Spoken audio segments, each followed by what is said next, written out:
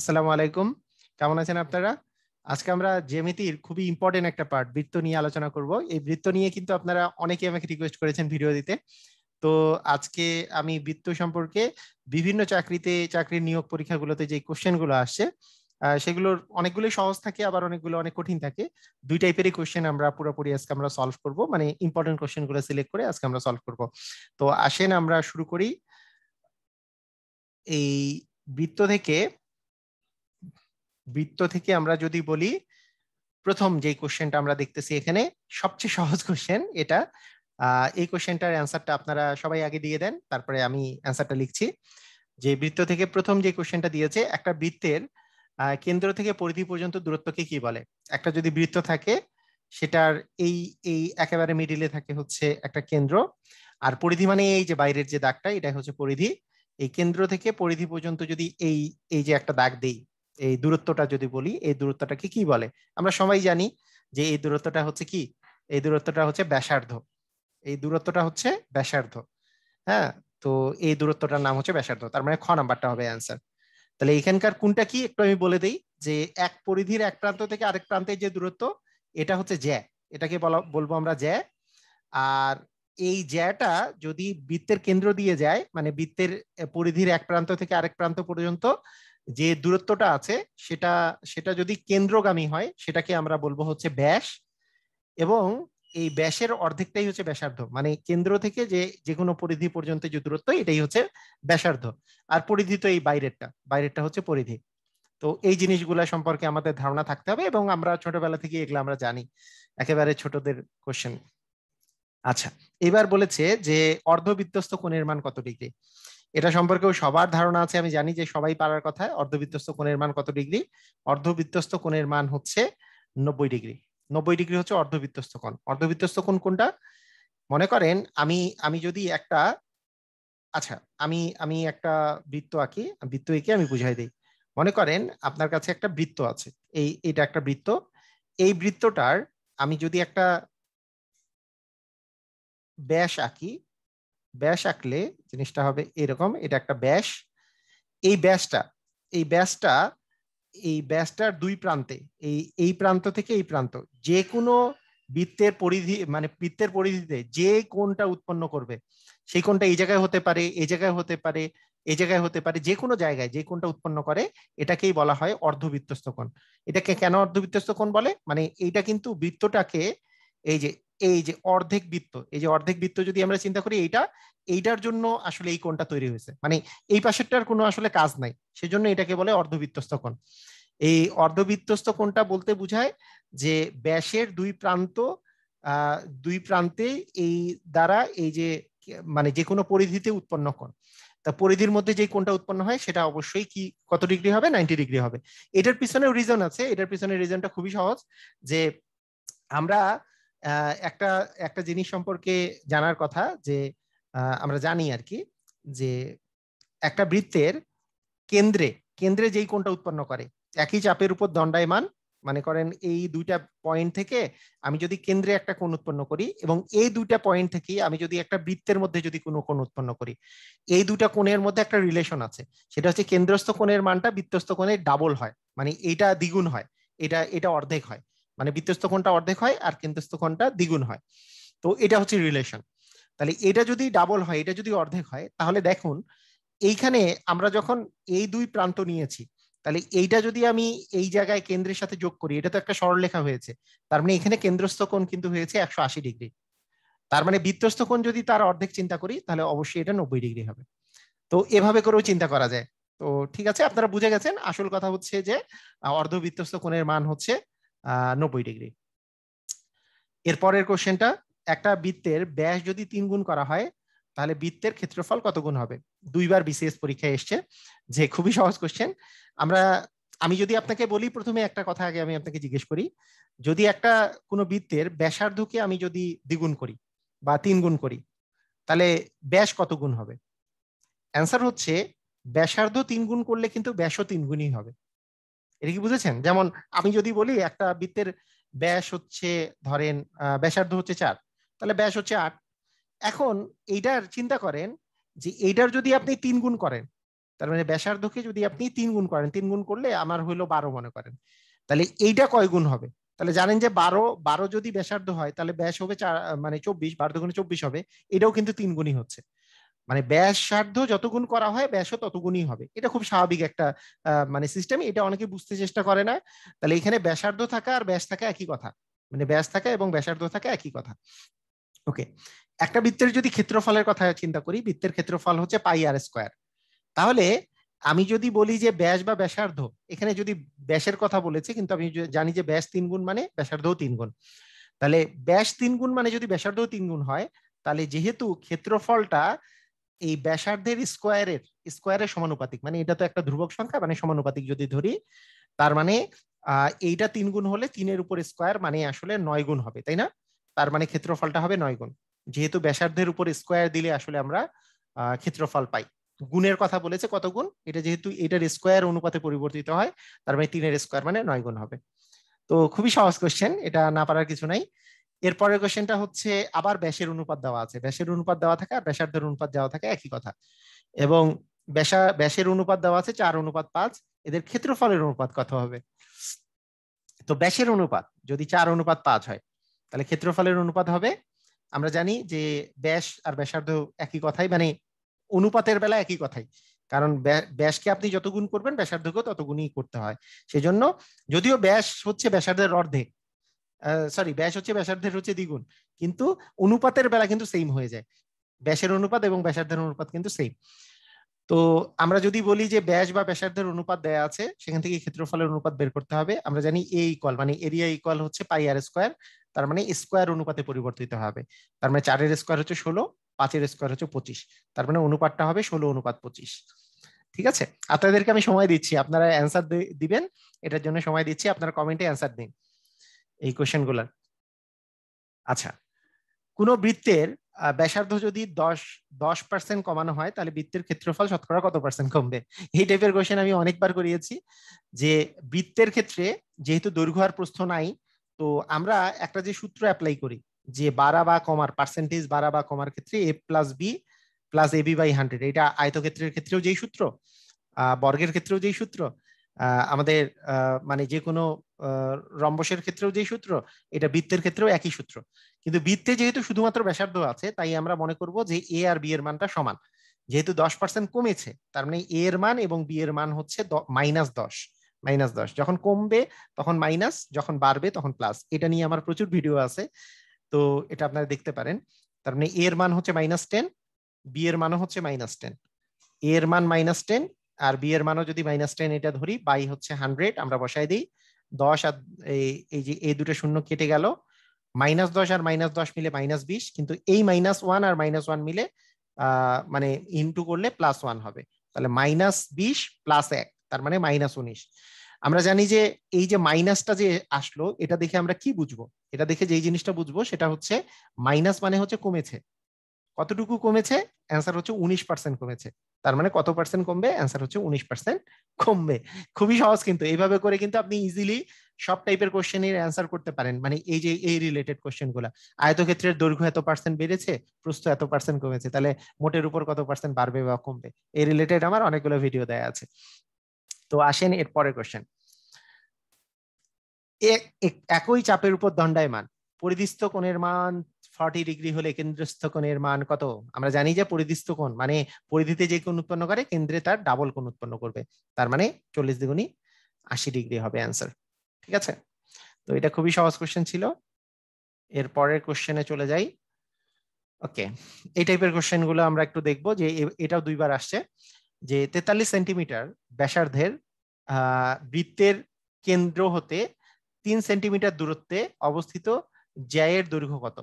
ওকে, কোশ্চেনটা কি দিয়েছে আমরা একটু দেখি, যে একটা বৃত্ত আছে, সেই বৃত্তটার 13 সেন্টিমিটার হচ্ছে ব্যাসার্ধের, ব্যাসার্ধ হচ্ছে 13 সেন্টিমিটার। আচ্ছা, এরপরে বলছে বৃত্তের কেন্দ্র থেকে, বৃত্তের কেন্দ্র ধরলাম ও কেন্দ্র থেকে 5 সেন্টিমিটার দূরত্বে জ্যায়ের দৈর্ঘ্য, মানে একটা জ্যা আছে, জ্যা মানে তো এরকম, এইটা দূরত্ব, মানে কেন্দ্র থেকে এই জ্যাটার দূরত্ব হচ্ছে 5 সেন্টিমিটার। আমাকে বের করতে বলেছে, যেটা বের করতে বলেছে সেটা হচ্ছে, আমি যদি বলি এবি হচ্ছে জ্যা, এই জ্যাটার দৈর্ঘ্য কত। তো এইখানে একটা জিনিস আমাদেরকে মাথায় রাখতে হবে, এই যে দূরত্বটা দেওয়া আছে, মানে ওডি এর মানটা দেওয়া আছে, এবং দূরত্ব বলতে লম্ব দূরত্ব বোঝায়, মানে জ্যায়ের উপরে যদি আমি কেন্দ্র থেকে লম্ব আঁকি তাহলে যে দূরত্ব সেটাই আসলে দূরত্ব দেওয়া আছে, সেই দূরত্বটা হচ্ছে 5 সেন্টিমিটার। আবার এইখানে আমাদের যে এই যে ব্যাসার্ধটা যে দেওয়া আছে, এই ব্যাসার্ধটার মান দেওয়া আছে হচ্ছে 13 সেন্টিমিটার। তো এইখানে থেকে যদি আমি এইটুক বাহুর দৈর্ঘ্য যদি বের করতে চাই, তো আমি একটা আপনাদেরকে রেশিও শিখিয়েছিলাম, এর আগের ভিডিওতেও শিখিয়েছি, তার 2 ভিডিও আগে, এটা তো 4 নাম্বার ভিডিও জ্যামিতির প্রথম ভিডিও থেকেই, দ্বিতীয় ভিডিও থেকে আমি একটা রেশিও শিখাচ্ছি। যদি সমকোণী ত্রিভুজ হয় তাহলে যদি অতিভুজের মান 13 হয়, একটা বাহু 5 হলে আরেকটা বাহু অবশ্যই 12 হবে, এভাবে চিন্তা করতে পারেন। অথবা আপনি যদি এডি এর মান বের করতে চান, যেহেতু সমকোণী ত্রিভুজ, এডি স্কয়ার সমান হবে অতিভুজের উপর স্কয়ার মানে 13 স্কয়ার মাইনাস একটা বাহুর উপর স্কয়ার। তাহলে 13 এর উপর স্কয়ার মানে 169, আর 5 এর উপর স্কয়ার মানে 25, বিয়োগ করলে আসবে 144। তার মানে এডি, মানে এটা তো সমকোণী ত্রিভুজ, এই সমকোণী ত্রিভুজের এডি এর মান হবে হচ্ছে √144 মানে 12, কারণ 12 এর স্কয়ার করলে 144 পাওয়া যায়। এডি এর মান 12 পাওয়া গেল, কিন্তু এডি তো চাওয়া হয়নি, পুরা জ্যাটাকে চাওয়া হয়েছে। আমরা জানি যে কেন্দ্র হতে জ্যায়ের উপর অঙ্কিত লম্ব ওই জ্যাকে সমদ্বিখণ্ডিত করে, মানে সমান দুই ভাগে ভাগ করে, মানে এডি যা কথা বিডিও তাই কথা। তার মানে এবি এর মান হবে এডি এর দ্বিগুণ, এডি এর দ্বিগুণ মানে 12 দুগুণে 24 হবে অ্যান্সার। তো এভাবে করে খুবই সহজে আমরা অ্যান্সার করতে পারবো। যদি না বুঝে থাকেন এটা আরেকবার দেখে নিবেন, আরেকবার দেখে নিলে জিনিসটা ক্লিয়ার হয়ে যাবেন। যদিও সহজ ছিল, তারপরে দেখে নিবেন আর কি, কারণ এটা তো পোস্ট করাই থাকবে, এটা বারবার করে দেখলে আপনাদের জিনিসগুলো ইজি হয়ে যাবে। আচ্ছা, এরপরে বলেছে একটা বৃত্তের কেন্দ্র থেকে একটা বৃত্ত আছে, এই বৃত্তটার কেন্দ্র থেকে 24 সেন্টিমিটার দীর্ঘ জ্যায়ের উপর। আচ্ছা, এবার জ্যায়ের দৈর্ঘ্য বলে দেওয়া আছে, এই জ্যাটার দৈর্ঘ্য হচ্ছে 24 সেন্টিমিটার জ্যায়ের উপর অঙ্কিত লম্বের দৈর্ঘ্য 5 সেন্টিমিটার হলে এটার এটার ব্যাসের মান বের করতে বলছে, মানে ওডি এর মান এবার দেওয়া আছে আর এবি এর মানও দেওয়া আছে। আচ্ছা, তাহলে একটা জিনিস খেয়াল করেন, এখানে যে এবি এর মান দেওয়া আছে, এটা যেহেতু জ্যা থেকে এই কেন্দ্র থেকে জ্যায়ের উপর লম্ব আঁকা হয়েছে, সেটার মান 5, তাহলে জ্যায়ের উপর লম্ব তো একে সমদ্বিখণ্ডিত করবে, তার মানে এই দুইটাই হচ্ছে 12-12তে ভাগ হয়ে যাবে, মানে এটাও হবে 12, এই পাশেরটা হবে 12। এখন এটা একটা সমকোণী ত্রিভুজ, এই সমকোণী ত্রিভুজের এটা হচ্ছে 12 আর এটা হচ্ছে 5, মানে দুইটা বাহু দেওয়া আছে, আর এখান থেকে অতিভুজ বের করতে হবে। সহজ কথা হচ্ছে 12 আর 5 হলে আমরা জানি অতিভুজের মান অবশ্যই 13 হবে। বুঝা গেছে? কারণ ওএ স্কয়ার সমান হচ্ছে কি ওডি স্কয়ার প্লাস এডি স্কয়ার, সমকোণী ত্রিভুজের অতিভুজ স্কয়ার সমান এটা বাহুর উপর স্কয়ার প্লাস এটা বাহুর উপর স্কয়ার। তাহলে ওডি স্কয়ারের মান 5 স্কয়ার, তার মানে এটা হচ্ছে 12 স্কয়ার, মানে হচ্ছে 25 প্লাস 12 এর উপর স্কয়ার মানে 144, মানে 169 আসে। এখান থেকে ওএ এর মান আসবে √169 মানে 13। তাহলে এইখান থেকে আমরা 13 পেয়ে যাই, এমনিতেও 13, আমি তো ডিরেক্টলি রেশিও মুখস্থ করতে বলেছিলাম, সেখান থেকে আপনি 13 পেয়ে যাবেন। তো এইভাবে করে খুব সহজে এটা অ্যান্সার করা যাচ্ছে, এবং এই কোশ্চেন গুলো খুবই ইম্পর্টেন্ট কোশ্চেন। এইবার এই কোশ্চেনটা হচ্ছে যে একটা বৃত্ত দেওয়া আছে, এই বৃত্তের 7 সেন্টিমিটার বিশিষ্ট একটা বৃত্তের অন্তর্লিখিত বর্গের ক্ষেত্রফল নির্ণয় করতে বলছে। তাহলে একটা বৃত্ত আছে, এই বৃত্তের মধ্যে একটা বর্গও আছে, এই বৃত্তটার মধ্যে যদি আমরা একটা বর্গ চিন্তা করি, এই অন্তর্লিখিত বর্গ, এই বর্গটার ক্ষেত্রফলটা নির্ণয় করতে বলছে। আচ্ছা, বৃত্তের যে ব্যাসার্ধটা সেটা আছে 7। তো আমি একটা কথা বলে দেই, সেটা হচ্ছে এই বৃত্তের যে অন্তর্লিখিত যদি বর্গ থাকে, এই বর্গটার যে কর্ণটা আছে, এই কর্ণটাই হচ্ছে এই এই বৃত্তের হচ্ছে ব্যাস, কর্ণটাই হচ্ছে বৃত্তের ব্যাস, এটা আমরা মনে রাখবো। দেখেও বোঝা যাচ্ছে তাই না? এই এই বৃত্ত, এই যে আমি যে বর্গটা এঁকেছি বৃত্তের মধ্যে অন্তর্লিখিত মানে বৃত্তের ভিতরে যে বর্গটা এঁকেছি, সেটার যে কর্ণ আছে, সেই কর্ণটাই হচ্ছে এই বৃত্তের হচ্ছে ব্যাস। তাহলে এখানে যে ব্যাসার্ধ বলছে 7, ব্যাসার্ধ যেহেতু 7 বলেছে, তাহলে কর্ণ কি হবে?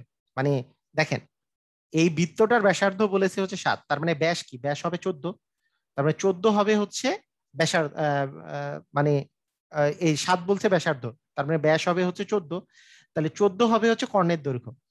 আর কর্ণের দৈর্ঘ্য থেকে বর্গের ক্ষেত্রফল নির্ণয়ের যে সূত্রটা, এটা আমি গতদিন অনেকবার বলেছি, মনে আছে আপনাদের? সেটা হচ্ছে কর্ণের উপর স্কোয়ার করে দিবেন, বাই 2 করে দিলেই অ্যান্সার চলে আসবে। কর্ণ মানে কি? 114, 14 উপর স্কোয়ার বাই 2, 14 স্কোয়ার মানে হচ্ছে 196, একে যদি 2 দিয়ে ভাগ করি তাহলে আমাদের আসবে 98, তার মানে 98 বর্গ সেমি, তার মানে ক নাম্বারটা অ্যান্সার হবে। তো এভাবে করে খুব সহজেই পাবো। প্রথমেই আমরা এই বৃত্তটার ব্যাসার্ধ পেয়েছি, সেখান থেকে ব্যাস বের করব। এই ব্যাসটাই হচ্ছে এই বর্গটার কর্ণ, আর বর্গের কর্ণ থেকে আমরা ক্ষেত্রফল বের করার সহজ সূত্র হচ্ছে কর্ণের উপর স্কোয়ার করে 2 ভাগ করে দেব। কর্ণের উপর স্কোয়ার মানে হচ্ছে 14 এর উপর স্কোয়ার মানে 196, মানে 14 আর 14 গুণ করলে আর কি 196 আসবে, আর তাকে 2 দিয়ে ভাগ করলে 98 চলে আসবে। সহজ না? তো এই টাইপের কোশ্চেন কিন্তু পরীক্ষায় আসার খুবই চান্স আছে, আপনারা ভালো করে প্র্যাকটিস করবেন। দেখেন এখানে আরেকটা কোশ্চেন দেওয়া আছে, সেটা হচ্ছে একটা বৃত্তস্থ বর্গের প্রত্যেকটি বাহুর দৈর্ঘ্য 2 সেন্টিমিটার। একটা বৃত্তস্থ বর্গ আছে, একটা বৃত্তস্থ বর্গ, আচ্ছা বৃত্তটা আগে আঁকি। হ্যাঁ, একটা বৃত্তস্থ বর্গের প্রত্যেকটা বাহুর দৈর্ঘ্য বলা আছে 2 সেন্টিমিটার করে। তার মানে এটাও 2, এগুলো সবগুলোই হচ্ছে 2 করে করে আছে। তাহলে বলছে যে বৃত্তটার ক্ষেত্রফল কত। তাহলে এই এই যে বর্গটার প্রতি বাহুর দৈর্ঘ্য যদি 2 হয়, আমরা জানি এইটার কর্ণ আমরা জানি যে বাহুর দৈর্ঘ্য যদি এ হয়, তাহলে কর্ণের দৈর্ঘ্য হচ্ছে a√2। এটাও গতদিন আমি পড়িয়েছি। তার মানে সেখান থেকে a√2 যদি বলি, তাহলে মানে কর্ণের দৈর্ঘ্য হচ্ছে 2√2, মানে 2√2। তাহলে 2√2 হচ্ছে কর্ণের দৈর্ঘ্য। আর কর্ণ একটা বৃত্তস্থ বর্গের মধ্যে যে কর্ণটা থাকে, এই কর্ণটাই কিন্তু এই বৃত্তটার ব্যাসার্ধ। এই বৃত্তটার ব্যাস আর কি, বৃত্তটার ব্যাসটাই তো কর্ণ হয়, এর আগের বার আমরা বুঝলাম। সেখান থেকে আমি ব্যাসার্ধ যদি বের করি, সেই ব্যাসার্ধটা হবে অর্ধেক। অর্ধেক মানে 2√2 কে আমি যদি 2 দিয়ে ভাগ করি, 2 দিয়ে ভাগ করলে √2 আসে ব্যাসার্ধ। সেখান থেকে আমরা যদি বলি যে ক্ষেত্রফল কত, অ্যান্সার হচ্ছে পাই আর স্কোয়ার। পাই ইন্টু √2 এর উপর যদি স্কোয়ার দিই, √2 এর উপর স্কোয়ার দিলে 2 আসে, তার মানে 2 পাই অ্যান্সার হবে। অ্যান্সার হবে 2 পাই। আমরা জানি যে কোনো বৃত্তের ক্ষেত্রফল কি পাই আর স্কোয়ার, পাই দিয়ে ব্যাসার্ধের উপর স্কোয়ার। এটা তো ব্যাস 2√2, কিন্তু ব্যাসার্ধ হবে অর্ধেক। অর্ধেক মানে কি 2√2 কে 2 দিয়ে ভাগ করলে √2 আসে। তাই মানে আর এর মান হচ্ছে √2, √2 এর উপরে স্কোয়ার করলে রুট আর 2 তো কাটা যায়, মানে হচ্ছে 2 থাকে। রুট আর স্কোয়ার যদি কেটে দিই তাহলে 2 থাকে, আর এখানে পাই আছে, তারপরে টয়েস পাই হবে অ্যান্সার। তো আমরা বুঝে গেছি। আসেন আমরা এর পরের কোশ্চেনে চলে আসি। এই কোশ্চেনটা খুবই ইম্পর্টেন্ট একটা কোশ্চেন। এটা মানে আমি বলেছি না কিছু কিছু কোশ্চেন কঠিন, কিছু কিছু কোশ্চেন সহজ। এই যে এর আগের কোশ্চেনগুলো একটু টাফ ছিল, কিন্তু এই কোশ্চেনটা আসলে একটু ভালোই টাফ। মানে অনেকেই না পারার অনেক কারণ আছে। এটা 35তম বিসিএস পরীক্ষায় আসছে। বলছে যে 2 সেন্টিমিটার ব্যাসার্ধ বিশিষ্ট একটি বৃত্তের অন্তঃস্থ বর্গের 4টি বাহু এবং হচ্ছে বৃত্ত দ্বারা আবদ্ধ ক্ষেত্রের ক্ষেত্রফল নির্ণয় করো। আচ্ছা, এটাতে যেই কাজটা করতে বলছে সেটা হচ্ছে একটা বর্গ আছে, এটা হচ্ছে বৃত্তস্থ বর্গ। এইটা এই দুইটা দ্বারা যে আবদ্ধ যে ক্ষেত্রটা আছে, মানে এই যে এইটা একটু এইটুক, এই যে আবদ্ধ যে ক্ষেত্রটা আছে, এটা ক্ষেত্রফলটা নির্ণয় করতে বলছে। এটা ক্ষেত্রফল আপনি কিভাবে নির্ণয় করবেন? সেটা হচ্ছে আগে বৃত্তের ক্ষেত্রফল নির্ণয় করবেন, সেটা থেকে যদি আমি এই এই যে এই বর্গের ক্ষেত্রফলটা মাইনাস করে দিই, তাহলেই পেয়ে যাব। সহজ কিন্তু, তাই না? দেখেন পুরা বৃত্তটার ক্ষেত্রফল মানে তো পুরাটা থাকবে, আর সেখান থেকে বর্গের ক্ষেত্রফল মানে ভিতরেরটা থাকবে, তাহলে মাইনাস করে দিলে কি এই বাইরের টুকু শুধু থাকবে। তাহলে প্রথমে আমি বৃত্তের ক্ষেত্রফল যদি বলি, এখানে কি বলছে 2 সেন্টিমিটার ব্যাসার্ধ, তার মানে বৃত্তটার ক্ষেত্রফল যদি বলি, বৃত্তের ক্ষেত্রফল আসবে হচ্ছে পাই আর স্কোয়ার, পাই ইন্টু 2 এর উপর স্কোয়ার। তার মানে আর মানে যেহেতু ব্যাসার্ধ 2 দেওয়া আছে, তার মানে 4 পাই। তার মানে 4 পাই হচ্ছে বৃত্তের ক্ষেত্রফল। ওকে, এখন আমাদের বর্গের ক্ষেত্রফল দরকার। তাহলে বৃত্তের যেহেতু ব্যাসার্ধ 2 দেওয়া আছে, তাহলে ব্যাস কত, বৃত্তটার ব্যাস কত? 2 দুগুণে 4, 4 হচ্ছে ব্যাস, এবং 4ই তাহলে কর্ণটা হচ্ছে 4। তাহলে এখন যদি আমি বলি বর্গের ক্ষেত্রফল, বর্গটার ক্ষেত্রফল যদি বলি, তাহলে আমরা কি জানি যে কর্ণের উপর স্কোয়ার, কর্ণ ছিল হচ্ছে, দেখেন এটা হচ্ছে ব্যাসার্ধ হচ্ছে 2, তার মানে ব্যাস হচ্ছে 4, 4ই হচ্ছে কর্ণ। তার মানে 4 এর উপর স্কোয়ার বাই 2, কর্ণের উপর স্কোয়ার বাই 2 হবে ওই বর্গটার ক্ষেত্রফল। তার মানে 16, 16 বাই 2 মানে 8। তার মানে বৃত্তটার ক্ষেত্রফল হচ্ছে 4 পাই, আর এই বর্গটার ক্ষেত্রফল হচ্ছে 8। তাহলে 4 পাই থেকে 8 বিয়োগ করলেই আমি আসলে এই যে বাহিরের এই যে এইটুক এরিয়ার ক্ষেত্রফল পেয়ে যাব। তাহলে 4 পাই মাইনাস 8, এটাই হবে অ্যান্সার। খুবই ইম্পর্টেন্ট কোশ্চেন। তো এটা এটা বারবার প্র্যাকটিস করতে হবে। এই কোশ্চেনটা পারলে কিন্তু অনেক টাইপের কোশ্চেন আপনারা পারতেছেন আর কি, এটা বোঝা আছে। তো এটা এটা বারবার প্র্যাকটিস করবেন। আচ্ছা, একটি গাড়ির চাকা প্রতি সেকেন্ডে 90 বার ঘুরে। এটি গাড়ির চাকা প্রতি সেকেন্ডে 90 বার ঘুরে, প্রতি মিনিটে 90 বার ঘুরে। আর প্রতি সেকেন্ডে কতবার ঘুরবে? সহজ কথা, যে প্রতি মিনিট মানে কি 60 সেকেন্ড, তার মানে 60 সেকেন্ডে হচ্ছে 90 বার ঘুরে। তাহলে একবার যখন পুরাটা ঘুরে, আমরা আমরা যদি চিন্তা করি যে প্রতি মিনিটে 90 বার ঘুরে, তাহলে আমরা কি চিন্তা করতে পারি যে এটা ঘুরে হচ্ছে প্রতি মিনিটে হচ্ছে 90 বার, মানে 60 সেকেন্ডে ঘুরে হচ্ছে 90 বার। তাহলে 1 সেকেন্ডে, যেহেতু প্রতি সেকেন্ডে 1 সেকেন্ডে বের করতে বলছে, 1 সেকেন্ডে ঘুরবে 90 ভাগ 60 এতবার। তার মানে কাটাকাটি করলে আসলে আরো কাটা যায়, 3 দুগুণে 6, 3 3 9, তার মানে 3/2 বার এতবার। আচ্ছা, একবার যদি ঘুরে, কোনো একটা চাকা যদি একবার ঘুরে, আমরা জানি যে পূর্ণ ঘুরে আসতে কত ডিগ্রি জানি ঘুরে, তাহলে আমরা জানি 360 ডিগ্রি ঘুরে, তাই না? একবার ঘুরলে 360 ডিগ্রি ঘুরে, তাহলে 3/2 বার ঘুরলে কত কত ডিগ্রি ঘুরবে? 3/2 ইন্টু 360 গুণ দিয়ে দিলেই হয়ে গেল, এত ডিগ্রি ঘুরবে। কাটাকাটি করলে 180, 180 কে 3 দিয়ে গুণ করলে, তার মানে এটা হচ্ছে 180, 3 18 হচ্ছে 54, মানে 540 ডিগ্রি, 540 ডিগ্রি ঘুরবে। সহজ কোশ্চেন ছিল, তবে একটু মাথায় রাখতে হবে যে 1 সেকেন্ডে কতবার ঘুরে সেটা বের করে, আমি যদি একবার ঘুরলে তো পুরাটা হচ্ছে 360 ডিগ্রি করে ঘুরে, তাহলে যতবার ঘুরতেছে তত দিয়ে 360 কে গুণ দিয়ে দিলেই হয়ে যাবে। ঠিক আছে, সহজ কোশ্চেন, কিন্তু মানে মাথায় রাখতে হবে, নাহলে কিন্তু পারবেন না। একটি একটি চাকা 1.76 কিলোমিটার পথ যেতে 400 বার ঘুরে, এত ব্যাসার্ধ কত? হ্যাঁ, আচ্ছা, এটা হচ্ছে কত মিটার হবে আর কি, ব্যাসার্ধ কত মিটার। ওকে, তো আমাদের প্রথমে যদি আমি আপনাকে বলি যে এই 1.76 এত কিলোমিটার পথ যেতে হচ্ছে 400 বার ঘুরে, ঠিক আছে, 400 বার ঘুরতেছে, তাহলে ব্যাসার্ধ চাওয়া হয়েছে। তাহলে একবার ঘুরতে সে আসলে কতটুকু যায় সেটা আমরা যদি বের করি, 400 বার যেতে সে সে আসলে মানে 400 বার ঘুরলে সে আসলে যায় 1.76 কিলোমিটার। 1.76 কিলোমিটারকে যদি মিটারে কনভার্ট করি, আমরা জানি 1 কিলোমিটার মানে 1000 মিটার, তার মানে 1000 দিয়ে গুণ করতে হবে। 1000 দিয়ে গুণ করলে আমি দশমিকটা 3 ঘর ডান পাশে যাবে, 1 ঘর 2 ঘর আর একটা শূন্য বসাই দিতে হবে, তার মানে 1.1760 এত মিটার। এত মিটার হচ্ছে 400 বারে গিয়েছে। তাহলে একবারে কত কত পথ যাবে? তাহলে 1760, একে আমি যদি 400 দিয়ে ভাগ করি তাহলে এত মিটার যাবে। শূন্য শূন্য কাটা যাচ্ছে, আর এখানে আমি যদি 4 দিয়ে কাটি, 4 10 হচ্ছে 40, এটা 4 দিয়ে কাটলে 4 4 16, 4 4 16, মানে অ্যাকচুয়ালি এখানে আবার 10 দিয়ে তো ভাগ করলে 4.4 মিটার আসে, তাই না? 4.4 মিটার।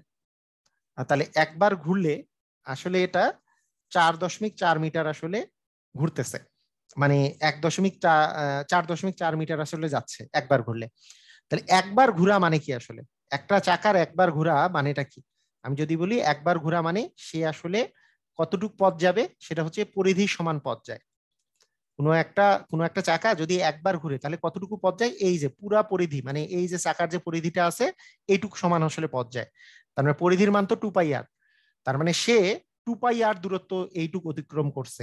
মানে একবার ঘুরলে যতটুকু দূরত্ব অতিক্রম করছে সেটা হচ্ছে 2πr এর দূরত্ব। আমাকে তো ব্যাসার্ধ চাওয়া হয়েছে, সেখান থেকে আমি যদি 2πr সমান